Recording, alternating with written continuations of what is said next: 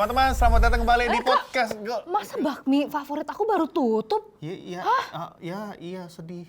What the? Aku Ini belum yang dari coba. kemarin aku mau invite ke Lusman. Do you remember? Iya, tapi kita podcast boleh. Oh iya, udah mulai. Sorry oke. banget. Sorry.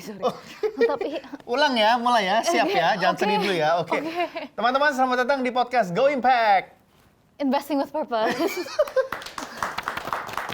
Kita mengerti. Jadi ternyata kakak Samantha ini lagi sedih sedikit, lagi kesel. Jadi teman-teman, ini bakmi yang keluarga aku udah pergiin terus lah dari dulu gitu. Ternyata baru dapat info dari mamaku dia tutup hari ini.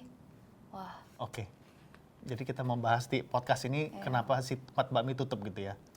Actually pas juga Kak. Jadi yang pengusaha dari bisnis itu tuh seorang perempuan. Dan memang minggu lalu mamaku ngobrol sih sama dia dan bilangnya memang bisnis memang lagi slow dan susah lah untuk dikembangin ya, di kesulitan. Oke. Baiklah, teman-teman, jadi sengaja emang topik hari ini kita ingin membahas investing with purpose seperti biasa, tapi in women.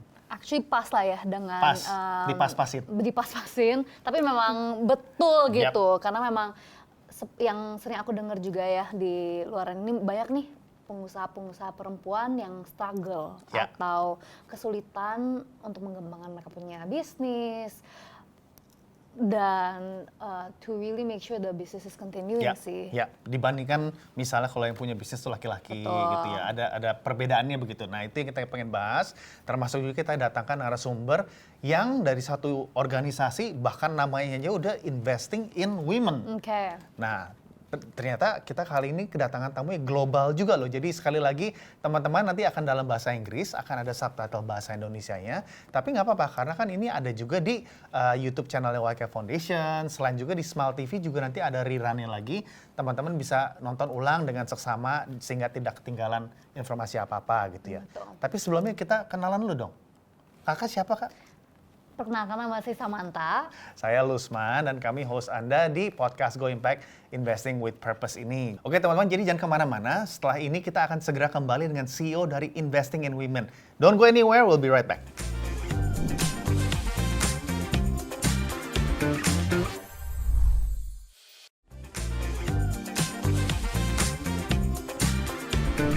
Teman-teman, selamat datang kembali ke podcast Go ImpACT Investing with Purpose.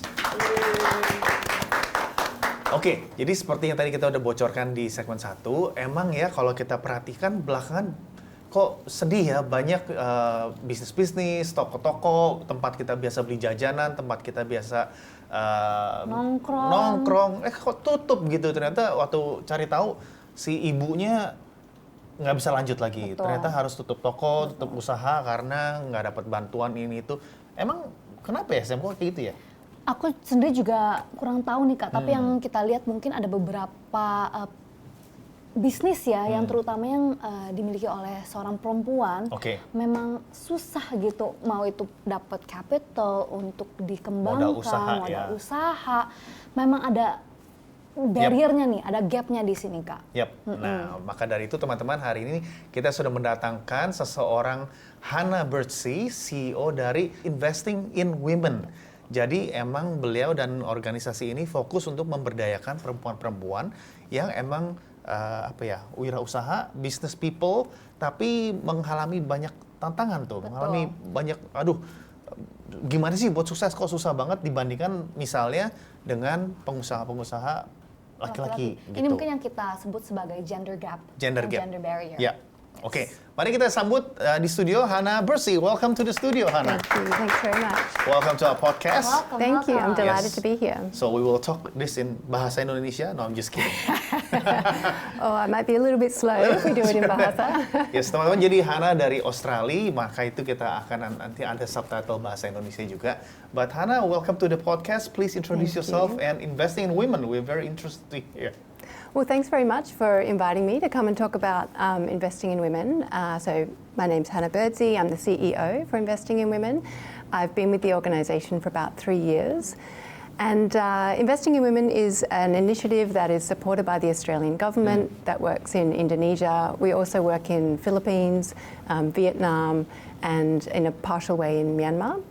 And so the initiative really works to try and increase women's economic participation. So you mentioned the gender gap before. It's about closing that gender gap. And we do this through a range of different strategies, but one area that we focus on in particular is the gender finance gap. So we work with investment funds in the region to help integrate a gender lens throughout their investment strategy to try and drive more funding towards women-owned and led small and medium enterprises. That's amazing. So it's been 3 years you with Investing in Women? I've been with the organisation for 3 years, but Investing in Women has actually been running for 10 years. It's our 10th anniversary this year. Congratulations. Thank you. Yeah, it's very exciting. And I bet you've got some amazing numbers to share with us also. Well, we have been working in the region for 10 years, so that's true. Over that time, we've supported over 90 different small and medium enterprises to get the capital that they need to be able to grow their business. We've leveraged hundreds of millions of dollars in private capital, so coming into the funds that we work with. And there are other figures that I can throw around as well, but I think sometimes it's also the human stories that count a lot.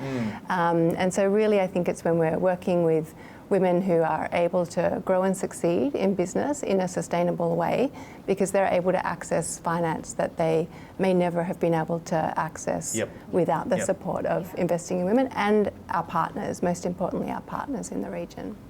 Right. Jadi mungkin untuk teman-teman yang nonton di rumah, Hannah is saying that untuk bisnis yang atau pengusaha yang Investing in Women bantu itu levelnya di small medium enterprises ya. Maybe is it small to medium or? Small to medium, that's right. So some people might be more familiar with microfinance, which works with really tiny businesses. We're really looking at those businesses that have the potential to grow. So they're employing staff, they're looking to access formal finance. So small to medium. Formal finance, small to medium ya. Nah mungkin the question that I would like to ask you, Hannah, is why women? What's perhaps the issue that you see when we talk about gender finance gap? How does that really affect the market, or how does that really affect the economy in the big scale? That's a really great question. So what we see in Indonesia and in other countries in the region, and really markedly in Australia as well, is that women entrepreneurs don't access capital at the same rates that men do. So they're missing out. And that happens for a whole range of reasons. Some of it is gender bias that's built into the investment process. So by working with funds that are the decision makers, the organisations that are actually providing capital and allowing entrepreneurs to access capital at scale, by tackling those gender biases and helping them to see women-led businesses as a really viable opportunity, so a commercial opportunity, we're increasing the number of women that are actually in that pipeline and getting funding. It can also happen because of where women entrepreneurs are concentrated in the economy. But what we are seeing is that women are starting and leading really sustainable businesses that have the potential to grow. And that's great news, right? That's great for the economy. If those businesses can be sustained, they're creating jobs, they're generating products and services that consumers want. So trying to find the right types of finance, the right types of products, the right types of instruments that actually help those particular businesses to grow is another way in which we're trying to change the landscape a little bit and create more opportunities for everyone. Fantastic. I think that's amazing. I mean, speaking on behalf of Indonesian people, obviously, we've seen firsthand how the women entrepreneurs here, as you said, they face a different set of struggles to the male counterparts. And perhaps getting access to loans and to other finances may not follow the same steps as their male counterparts, which could very easily be just walk into a bank and then fill in a form. Whereas with the female counterparts, they have to supply other documents that obviously be an extra step and hindrance to growing their business. Do you see that has changed in the past 10 years of Investing in Women?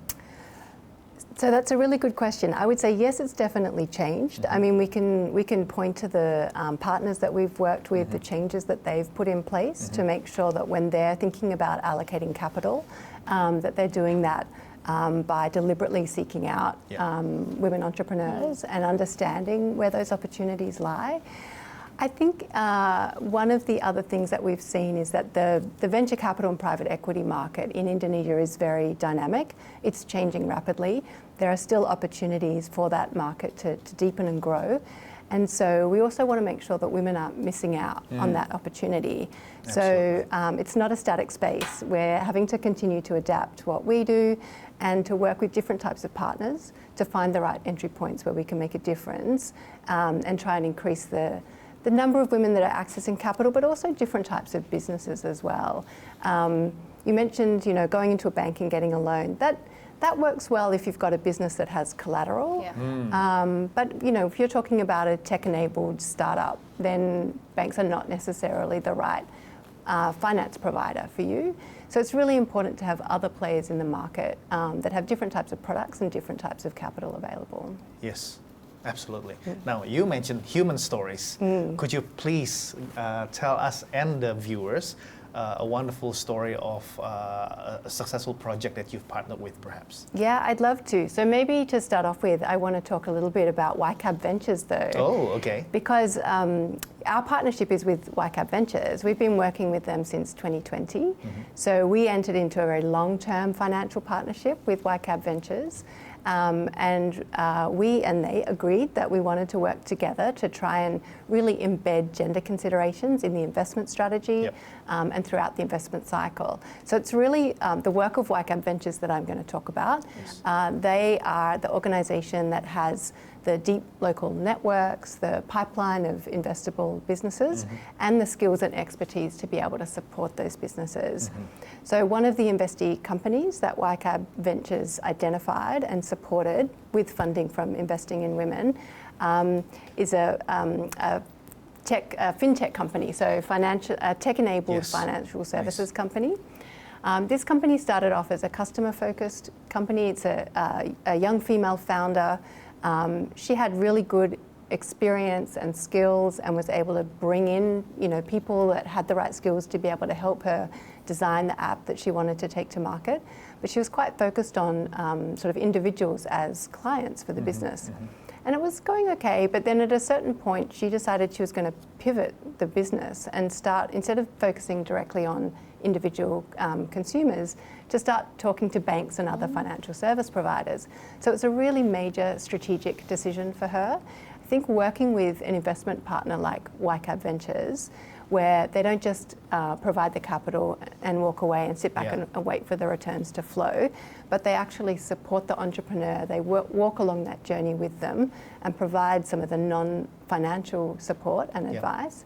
They had the patience while she, made that decision, pivoted her business, started to target different types of clients, and as a result, she's really seen that business start to succeed and start to break through. Yay.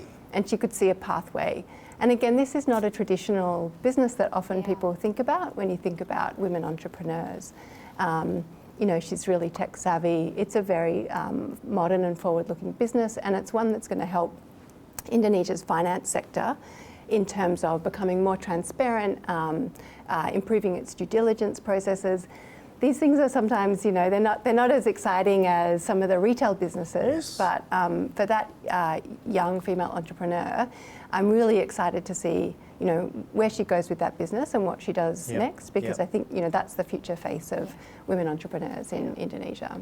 And it's so inspiring to hear more towards, it's not just financial capital or access to finance that you're providing this businesses, but also that mentoring and that knowledge of how is it that you can scale your business, how is it that you can sustain your business, is that aspect, right? Not just, here's the money, go and grow, but let's grow together and let's see how we can make this better and impactful to Indonesia and to the market. Yeah, exactly, that's right. I think when it comes to early stage financing, it's not just having capital, it's having the right type of capital, the right type of investment partners that are prepared to work along that journey with you, and recognizing that, of course, when you're talking about financing for small and medium enterprises, it is risky. It can be a risky sector. And so that's why it's important to have organizations like YCAB Ventures that really understand that, but also know the local market. And then from Investing in Women's perspective, part of the role that we look to try and play is to de-risk that investment by providing catalytic capital or supporting capital providers to blend different types of finance. So you might have some finance that is looking for more commercial type returns, as well as capital from investing in women that can act as first loss capital or reduce the cost to other investors of some of the decisions that are being made. So that's part of the role that we look to play in the market. That's great. Oke, teman-teman, kita sudah mendengarkan banyak dari Hana, Investing in Women, mengenai begitu pentingnya peranan wanita di Indonesia tentunya dan juga dalam berbisnis. Nah, jangan kemana-mana, kita akan segera kembali setelah pesan yang satu ini.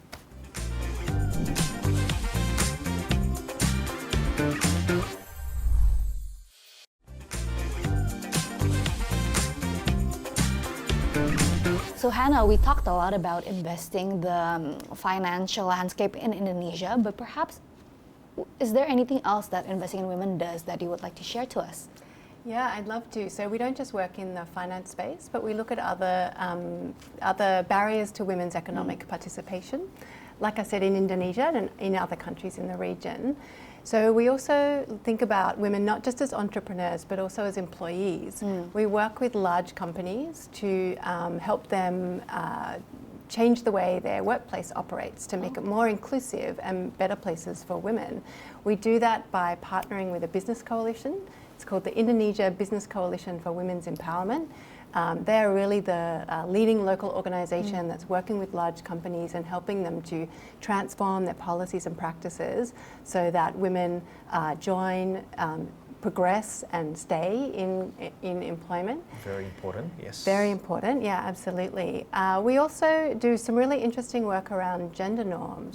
So what we find in Indonesia, we've done some research that says that actually support for gender equality or gender equal practices in terms of both in the workplace, but also at home, caring responsibilities and domestic work, that support for gender equal practices is really high in Indonesia, perhaps much higher than people think. Well, we know it's higher than people think because we asked them that too, right? Yeah. So there's a lot of support for gender equality. People aren't always putting that support into practice in terms of their behaviour, and that's due to, in part, structural constraints, so barriers in the workplace or barriers accessing finance, but it's also partly because people don't necessarily feel that that support is there, that social support for gender equality is there.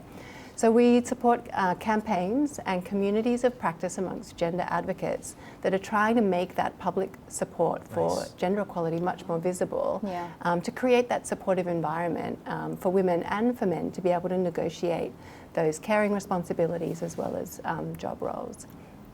And then finally, we also do invest quite a lot in evidence and research, but with a particular focus on trying to connect that to policy. So looking at opportunities to influence policies that impact on women's workforce participation. One of the key areas that we look at is the care economy. The care economy. The care economy, okay. Yeah. So that includes paid and unpaid care and all types of care. So, often we think of childcare, but there's also care for older persons and care for people with disabilities. That is really important to the way we all function and move Very through the much world, so, but also our opportunities to work. So the work that we do really tries to connect sort of the private sector perspective and experience into the policy making process. So it's a pretty comprehensive program. We work with a lot of local partners. We don't do this work directly. We do it all in partnership, but really trying to target those different barriers that impact upon women's ability to be able to participate in the economy. It sounds like you have your work cut out for you. That's a lot of work to do. I have a fantastic team, and like I said, we work with local partners, so they're the front line in terms of delivering the outcomes that we're able to achieve. Yeah. Education plays a big part in that, obviously.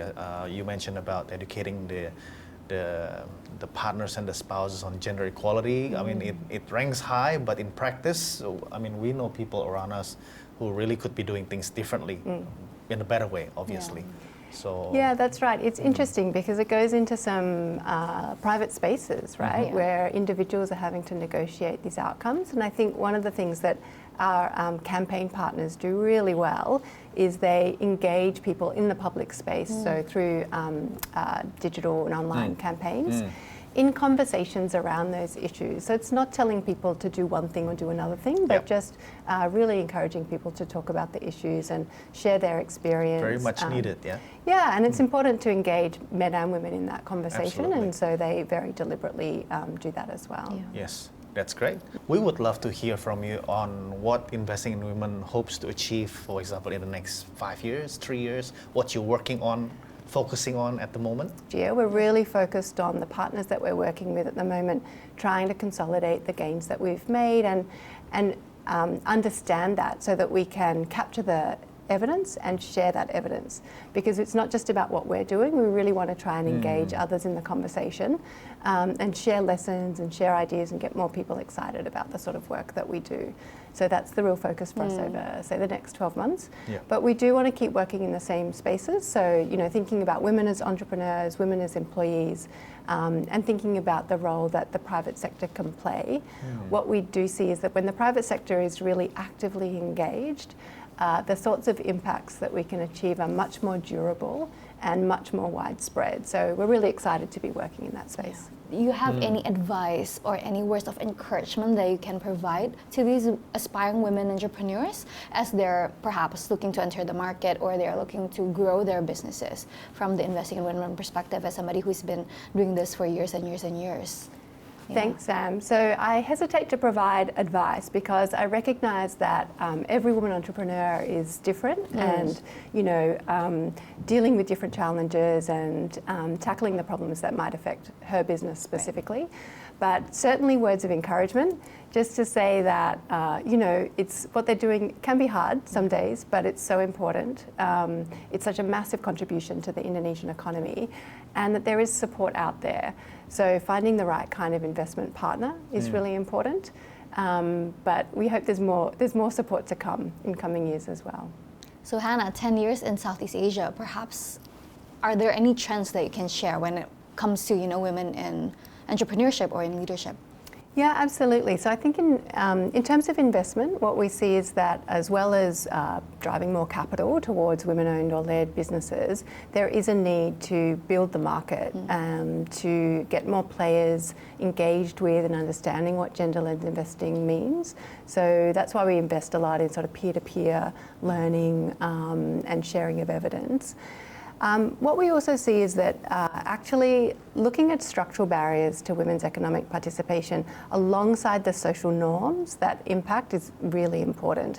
So not just addressing one without the other, but really understanding that they work together, they work in concert and have a really big impact on not just women's lives, but of course men and the community around them. The final thing I would say, which is really consistent across all of the countries in which we work, is where the way investing in women works, we always work in partnership with local organisations. That local leadership is really important. It's key to effectiveness. I think that is the reason why we get the sorts of results that we do.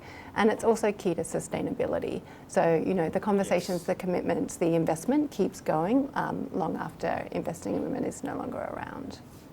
Hannah, thanks so much for sharing all that. Now, my question is, what does investing in women have in store for Indonesia for the next foreseeable future? Thank you. That's a great question. So because we have been working in Indonesia for the past 10 years, we actually have a lot of lessons to share, and the partners that we've been working with have a lot of experience that we're trying to capture to make sure that it's not just investing in women and our partners that are able to benefit from or reflect on what we've learned.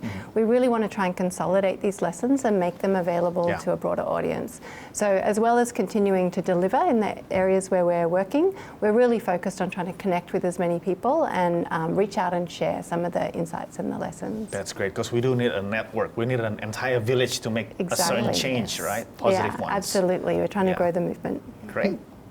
Selesai lagi di satu episode. Selesai lagi satu episode. Nggak berasa ya Kak ya waktunya ya? Yes. Kalau gitu kita pamit dulu. Hannah, we say goodbye here for now.